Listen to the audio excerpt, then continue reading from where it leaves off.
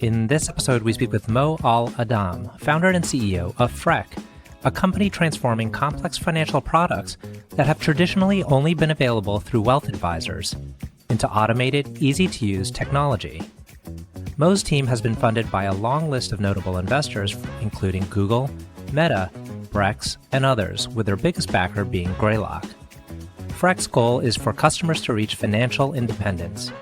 With modern-day technology, financial control is shifting to the hands of everyday investors. Frec exists to enable that shift and give everyone the chance to create new opportunities for their wealth. I'm your host, RJ Lumba. We hope you enjoy the show. If you like the episode, click to follow. RJ Lumba is the executive chairman of Market Insight Media and the managing partner of Growth Cap. He is the host of Great Entrepreneurs, a podcast for driven entrepreneurs and business owners. Our podcast covers all topics related to the entrepreneurial journey, from ideation to execution to optimization and to reaping the rewards of a well-run business. In the minutes ahead, we'll share with you unique insights and tactics from some of today's most accomplished and inspiring entrepreneurs.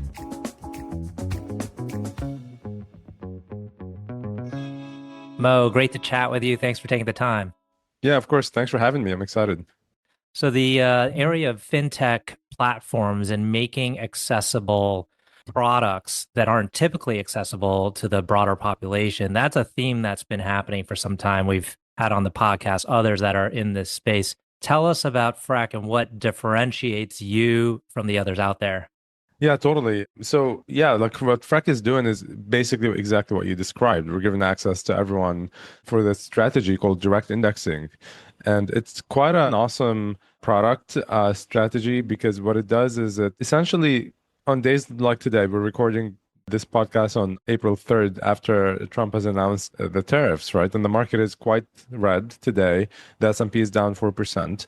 And we're trading a lot. So what we do is we give our investors the ability to track the index, just like you would if you bought an ETF, but the additional perk of harvesting capital losses. So when markets are moving, we're able to trade, sell stocks that are trading below their cost basis, and buy other ones, and basically give you both the market returns of the index fund that you like and the cap losses that you can use to offset capital gains from other parts of your portfolio. And the last thing I'd say about this is sort of like a strategy that's been used for decades now by very large family offices. And you needed a lot of money to enter into the strategy, and you needed to use some very specialized custodians and providers. And so what we did is we just wrapped it around a product that is self-serve and that's easy for anyone to use. Excellent. So when you talk about tax efficiencies in that general topic and strategy, is it that on your team you have some of that expertise, or it's simply you're like the conduit to others that do that on behalf of typically wealthier clients, but now you're making it accessible to others? So we built this as an end-to-end product, as a vertically integrated product. So you come in, you bring your assets, whether they're stocks or they're cash, you select your index. We've licensed all the indices directly from the S&P, from Chris, from Russell, and we do everything. We do the trading for you. We're also like custody your assets with a clearing firm. And so all you need is basically to create an account on Frec, a normal brokerage account, sort of like sign up flow, and then the assets, and then that's it. You don't need anyone in the middle. You don't need a wealth advisor to help you manage that. The experience is quite self-serve. And you have a very interesting background. This is your third company, I believe. What do you spend most of your time focused on?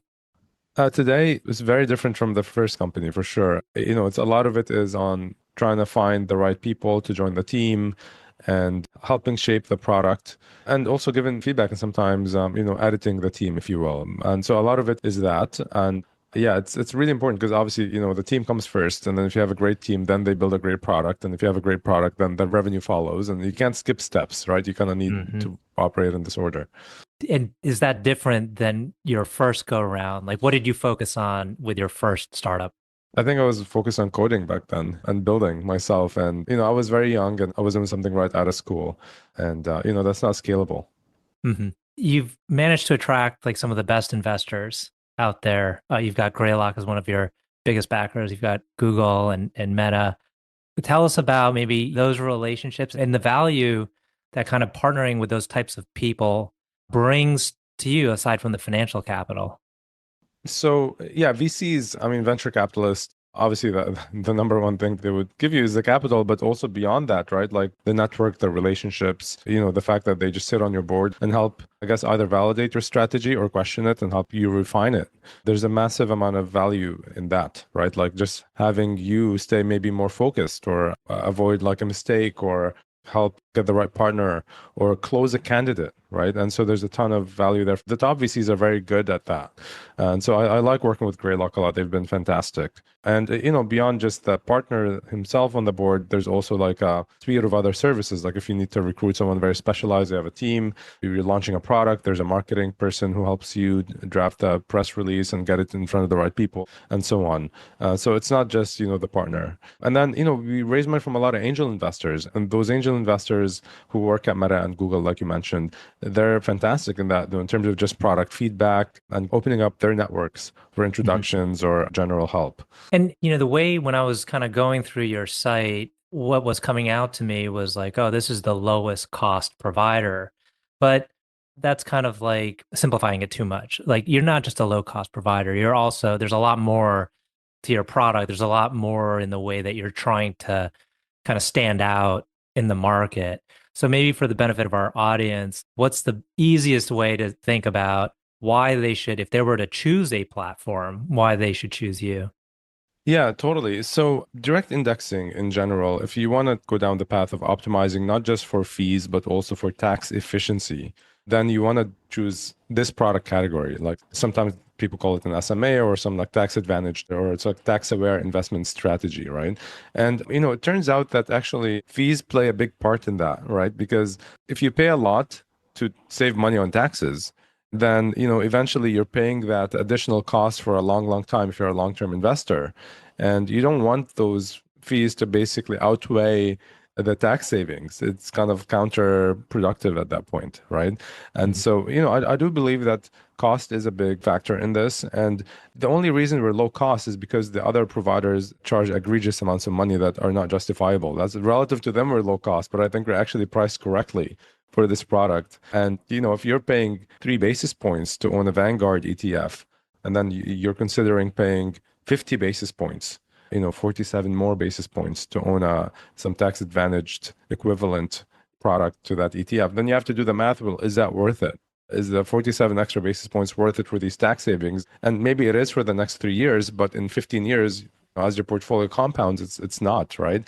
And that is kind of the key thing, is like we believe we price a product correctly for the long-term investor, folks who want to hold their assets with us for 10, 20, 30 years plus, and they're still winning with their tax savings. And so, the analogy that I like to use is imagine credit cards launched, priced incorrectly as well. Like imagine every time you had to swipe your card, you had to pay 5% in extra fees to the merchant. Like, the adoption would be low. And that's kind of what was happening with this product. It was priced too high.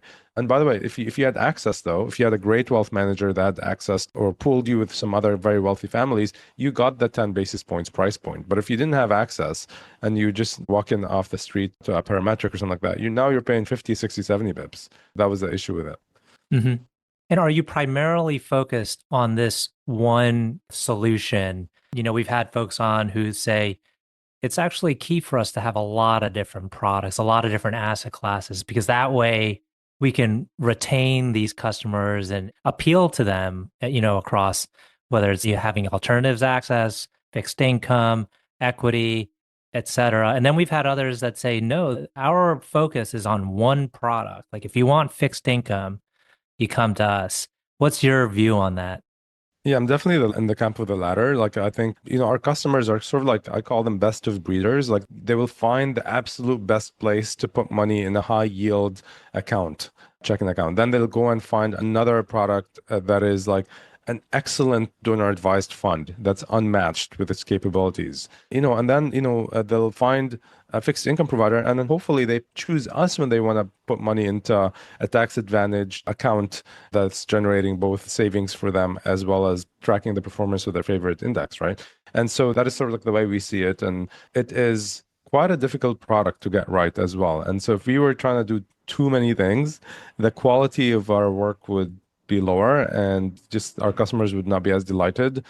and they wouldn't talk about it to their friends, right? And so at least our philosophy for now is to stay focused, do one thing extremely well, and basically delight the customers and have them become our marketing engine in a way.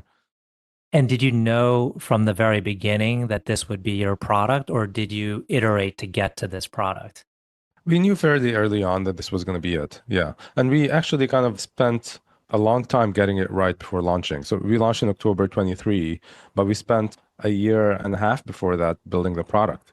It was quite expensive because you had to become a broker dealer, you had to become an advisor, you had to build the core capability. To get the experience we wanted, we had to do it fully vertical, right? Like you had to bring the assets in, do the ACAT transfers and deploy that and so on. And so it took a while, but we had conviction.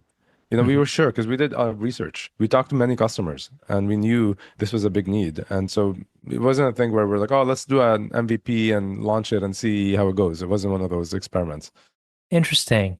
And did your kind of background in forming other companies, did that inform how you approached it, like not doing the MVP and doing more heavy research?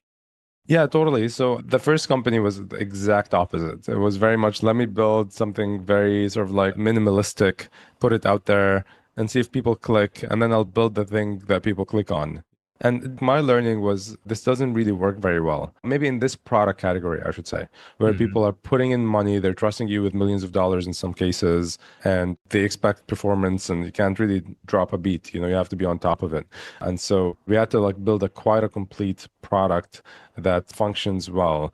And then the other kind of thing that played into it is I spent 6 months researching this company before starting it in the first place. So I sort of learned from the first ones is that your choice of market and your choice of product is going to be the number one determinant of your success or failure. And so you want to make the right call. And so would you be able to make the right call in 3 weeks? I thought maybe not, because the company is going to take 10 years to build. So a 3-week research project to figure out the idea wasn't going to be enough. It needs to be like a 5% of the amount of time you have allotted for this company. And so that to me was 6 months. So I spent 6 months talking to people. And so, I kind of came out of this with extreme conviction that this would work. And who were the right people to talk to? Was it prospective customers was it people already working in the industry? Yeah, it's a combination. It's funny you mentioned the Meta and the Google investors. A lot of them were people I interviewed to understand their needs and what was lacking in their current solutions. And we ended up actually, our seed round was 75 of these customers I was interviewing that ended up writing a check for us. And then Greylock came in and wanted a piece of the seed round as well, and some other investors like Social Leverage. But yeah, they turned from people who I interviewed just to learn through my network, really, and sometimes random reaching out to folks on LinkedIn. They became investors in the company and continue to give feedback afterwards. How easy is it to sign up? On Frec today? Yeah. Oh, it's just like you'd open an account on any brokerage on a Fidelity or Vanguard. You can just as quickly do that on Frec. And then as long as you have the intention to invest in the market and you know what you want to invest in. So unlike other robo-advisors, we don't tell you oh, you're like a 7 out of 10 risk appetite and then this is what you should buy. We don't do that piece. We kind of know our customers are maybe slightly more opinionated than that, and they know they want the S&P 500 or they want a small cap index or an international, and they know the proportions and everything. So as long as you know these pieces, then it's very easy to get started. Is it as easy as saying if you're investing in the S&P 500 and ETF on Merrill Edge or one of these standard platforms and you plan on just leaving it there for a while, you're better off parking it with Frec because you're going to save on taxes. Is it as easy as saying that? This is the exact pitch. You nailed it. Okay. And so what's the ramp like? How's the adoption been? Very good. Yeah, it's been, so we went from 0 assets on Frec to 200 million in less than a year and a half. And it's been obviously the growth has been accelerating. So our growth rate has stayed, high, but despite the denominator growing. And, if you kind of take that sort of ramp and you compare it to how did Robinhood grow early on, or how did M1, or how did Wealthfront or Betterment, in many cases, we beat what those early numbers look like for these other players. So we're quite happy. And, I should also say we've done all of this without a marketing budget. So basically, we educated some early people on exactly what you just said, and they used it. They saw that it actually works that way. They saved money on taxes when 2024 tax season came up. And then they told their friends about it. And now we have clusters of customers from Meta, from Google, from Amazon, a lot of tech folks. We have doctors, we have nurses, we've got finance folks who use it, like it, and kind of spread the word about it to their friends. Now, the one thing that comes to mind, maybe like the consideration to moving money to Frec might be, is it less flexibility? Like if you move your money to Frec, you want to know that you're not gonna need to buy and sell frequently. Yeah, definitely. So this is kind of your bucket of money that is really, really long-term money. And a lot of our customers, like we also end up attracting folks who have gotten their big purchases out of the way. Maybe they've already like paid for the wedding and purchased the primary residence, and now they have excess income, right? And they're like, okay, well, I usually invest in a Vanguard ETF. I have a Vanguard account, and I'm putting my money in VOO, the VTI. And the pitch is like, hey, this is great. You should continue doing what you're doing, but change the format from an ETF to a direct index and get these tax savings. Yeah, so that's how it ends up happening. So on your team, do you also have folks that are in finance that have the finance expertise to execute on the strategy? That's not outsourced, it's in-house. Yeah, everything's in-house. We've got licensed professionals here. We've got quant engineers. Obviously, it's an optimization problem, right? When we're trying to figure out, like on a day like today, what should we buy? What should we sell? So we're tracking the index and we're getting you the maximum cap losses. What are the tax lots we should trade today? And so that's an optimization problem that we built. And, we license some pieces of software, like the risk model, like the covariant matrix, right? That tells us if you sell Tesla, here are the 7 stocks you should buy instead. That would help you track kind of the same performance. And there's some very sophisticated risk models that are used by hedge funds globally that we also license. And so, yeah, there's pieces that are built in-house. There's pieces that are licensed, but most of it is in-house. And is there an additional kind of yield that you can generate? Or do you just simply say, we are going to match at the S&P, but you'll see a slight uptick because of the tax efficiencies? Or can you generate even more yield from that? So there are a lot of opportunities. Our quant team is very excited about these things, and they're like, oh, there's this alpha here. But we were kind of just like very focused on let's really nail the tax efficiency piece, because that could be substantial. Like we're talking about somewhere between 1.4% to 3.5% in additional market returns every year for investors. And that is sort of like, besides tracking error, which is kind of a managed problem at this point, there's not real risk beyond that. And so, yeah, that's quite a bit, over like a 10, 20, 30-year period that can add up. That's incredible. I got to imagine that your retention rate is extremely high. I mean, it has to be, I guess, by the nature of your solution. Totally. Funny you say that, because yeah, our churn rate is just incredibly low. People don't leave because, once they see the tax savings and also just the nature of the product, if you exit the strategy, you have to find another direct indexing provider that can absorb your 500 stocks to like basically tax loss harvest them and manage them for you. And, there aren't many out there that offer the self-serve nature and the low cost that we offer. And so, yeah, most of the churn that we've seen, and it's like extremely low single digit, like maybe 1 or 2% from the folks who signed up like a year and a half ago. We lose them because, for example, oh, I decided to go with a wealth manager. Money to my family is overwhelming. So I've decided to kind of switch to a wealth manager. And those are the folks that we end up losing. Got it. We're heading into the tail end of the conversation. I do have one question before my last two, which would be, having been around the block, a few times in terms of building companies, what advice would you give to another entrepreneur? And I guess it could be an entrepreneur at any stage of their company building process. Yeah. So I guess like there's quite a few learnings from those companies that I started, but I would say the most important one and the most I feel from the entrepreneurs that I talk to underappreciated is like the importance of grit and sticking to the direction and to the strategy that you hopefully have studied very well before embarking on it.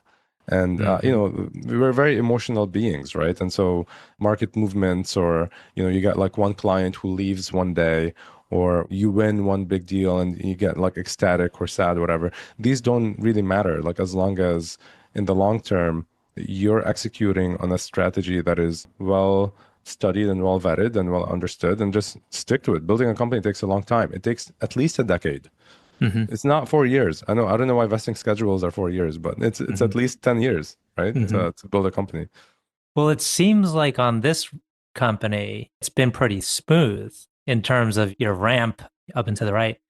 Has it been that way? Were there times where you were, maybe discouraged, or maybe you were enticed by another shiny object that you were like, oh, maybe we should go in this other direction? Or has this one just been like a lot smoother? Oh, absolutely. There's been a lot of shiny objects along the way. Like there was a time when SVB and First Republic they had those problems, and all the rage was on money market funds and high yield accounts. And we had these companies with large deposits and say like, hey, we'd move everything to Frec if you build this and that, a treasury product.